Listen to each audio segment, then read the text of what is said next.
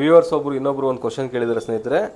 Sir, ಕೇವೇಟ್ ನಮ್ಮ ಮೇಲೆ ಹಲ್ಲೆ ನಡೆಸಿ ಮೊದಲು ನಮ್ಮ FIR ಹಾಕಿದ ನಂತರದಲ್ಲಿ ಅವರ ವಿರುದ್ಧ ಒಂದು ಕೇವೇಟ್ ಸಲ್ಲಿಸಬಹುದೇ ಅಂತ ಹೇಳಿ ಒಂದು ಕಮೆಂಟ್ ಬಾಕ್ಸಲ್ಲಿ ಕಮೆಂಟ್ ಹಾಕಿದ್ದಾರೆ. ಸ್ನೇಹಿತರೆ, ಕ್ಲಿಯರಾಗಿ ತಿಳ್ಕೊಳ್ಳಿ, ಕೇವೇಟ್ ಅನ್ನೋದು ಕೇವಲ ಸಿವಿಲ್ ಕೇಸ್ಗೆ ಸಂಬಂಧಪಟ್ಟಂತೆ ಇರೋದು. ಕ್ರಿಮಿನಲ್ ಕೇಸಿಗೆ ಕೇವೇಟ್ ಹಾಕೋಕೆ ಬರೋದಿಲ್ಲ.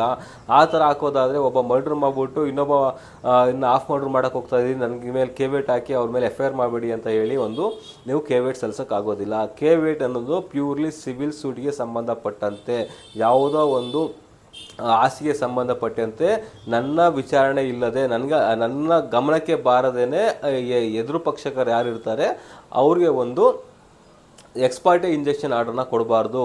ನನಗೂ ಒಂದು ತಕರಾರು ಅರ್ಜಿಯನ್ನು ಸಲ್ಲಿಸೋ ಕಾಲಾವಕಾಶ ನೀಡಿ ನನ್ನ ತಕರಾರು ಏನಿದೆ ಅದನ್ನು ಕೇಳಿ ನಂತರದಲ್ಲಿ ಒಂದು ಆದೇಶನ ಮಾಡಿ ಅಂತ ಕೇಳೋದಕ್ಕೆ ಮಾತ್ರ ಕೇವೇಟ್ ಇರೋದು. ಕ್ರಿಮಿನಲ್ ಕೇಸ್ಗೆ ಯಾವುದೇ ಕಾರಣಕ್ಕೂ ಕೇವೇಟ್ ಅಪ್ಲೈ ಆಗೋದಿಲ್ಲ ಸ್ನೇಹಿತರೆ. Thank you.